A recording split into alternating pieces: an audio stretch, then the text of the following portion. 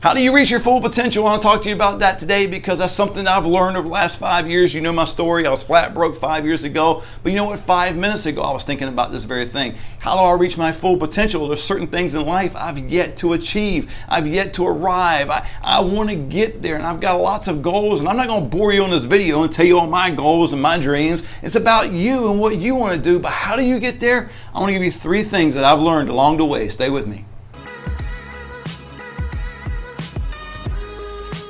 The first thing you need to do is get out of your comfort zone. You probably have heard that a lot, but you really do. You really need to take that step of faith. You need to take some risk in your life. If you don't do that, you're not moving forward. In the comfort zone, what happens is people stay in one spot. They get comfortable, obviously, the word, right? But it's like they've been in the same job for 5, 10 years. They live in the same house. They haven't gone anywhere. They've grown accustomed to where they live, to what they do, and they just don't move forward. They don't have no progress in their life. And seemingly, I would say this person doesn't have any dreams, no goals. I could be wrong about that. Maybe they do, but they just seemingly don't take any steps toward those new goals. They're always doing the same exact thing, and you're never going to get to your place of destiny, your next level, if you don't get out of your comfort zone. And I'm telling you, it's easier said than done, I'm sure, for you and for me. But that was the biggest thing that I did in my life, was to get out of my comfort zone. I took some big steps, I took some big risks, and they paid off. And some things now in my life, I look back going, whoo,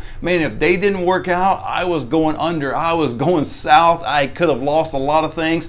And you're probably thinking the exact same thing. If you take those risks and it doesn't pan out, then you're going to lose something. But you know what? What are you actually losing? You're losing a car, a house, or whatever it may be. But you know what? You'll never be able to position yourself in a place where you can gain something and gain something else. You'll always be stuck. And that's really what I think of somebody that's comfortable. They're stuck. I mean, they're comfortable. It's just routine. It's just something they go to work at the same hour, get off at the same hour. They got the weekends to look forward to. They got the same party, the same drink, the same person. It's the same everything, it seems like. They're always around and always doing. And it's a place of comfortability. And if you don't get out of that place, you'll never get over here to where you want to be.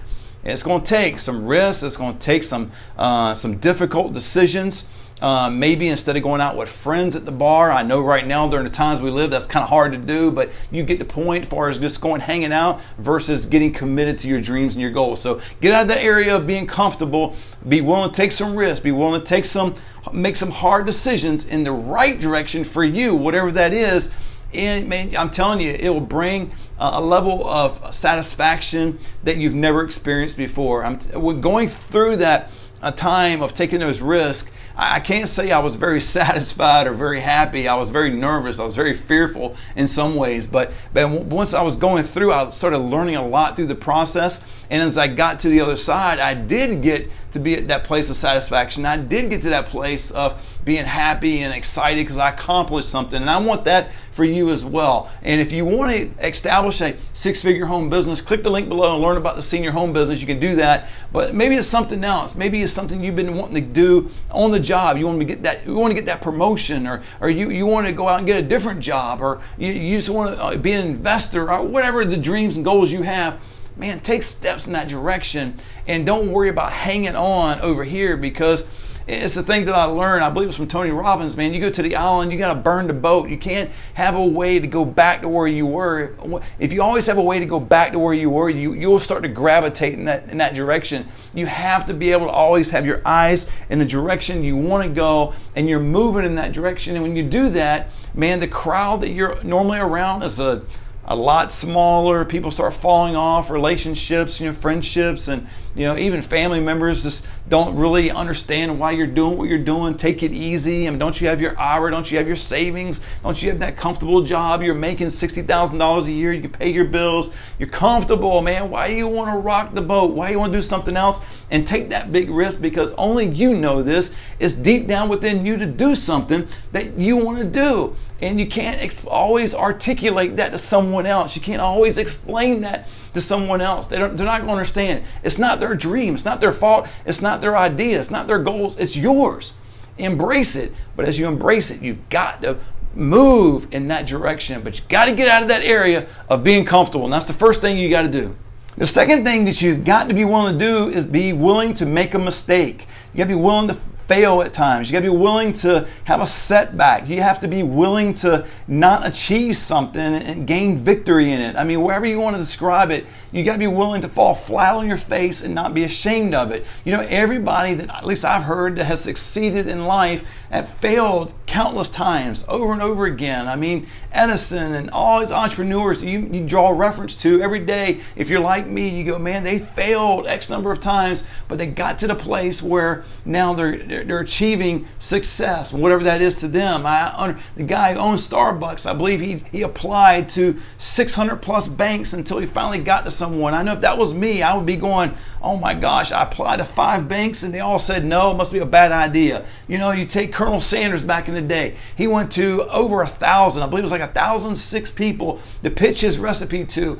Everybody said no up until that 1,006 person. If it was me again, 5, 10, 20, 50 maybe that said no, I would have backed away. He didn't. He persevered. So you got to be willing to take some risks. Number one, we talked about that, but be willing to fail. Be willing to go through.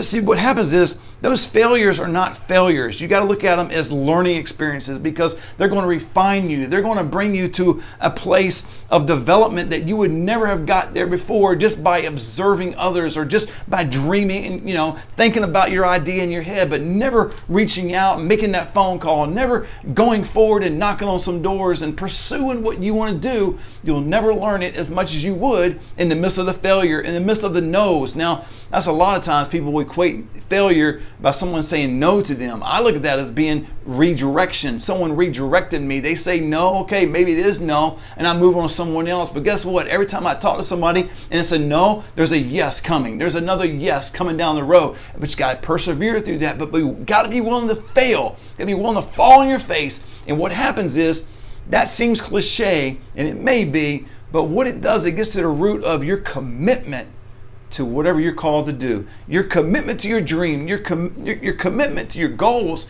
Because if you fall flat on your face and you feel like, you know what, it's no use getting up, that dream wasn't worth anything to begin with.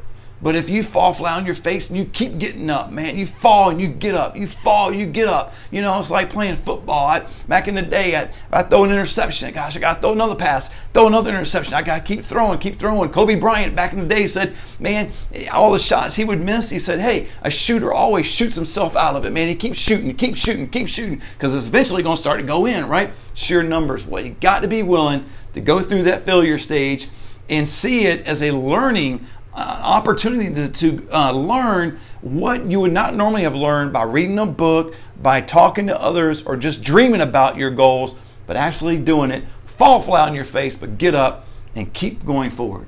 Okay, the third thing you have to be willing to do is spend money. Now you're saying, oh my gosh, spend money? Yes, that's the commitment part, right? I mean, you're not in that area of being comfortable anymore. You're taking the risk. You're moving forward, right? You failed. Now you're getting back up. You're moving forward. But you've got to be willing to spend some money, man, toward your dream. And maybe you don't have it. Maybe you're flat broke like I was. And if you are, that's okay. You just need to say, you know what? I'm going to move forward. I'm going to get me a part-time job. I'm going to tap into my savings. I'm going to go borrow from a bank or a friend, a family member, whatever I got to do. Beg, borrow, and steal. Don't steal, that's wrong. But you know, you get the point, right? You got to be willing to throw some capital, throw some commitment on the table, and that's where your dream comes to life. And I had to get to that point. I mean, I tried early on 5 years ago to do a couple different things, and when it got down to the money part, I was always, I don't know, man.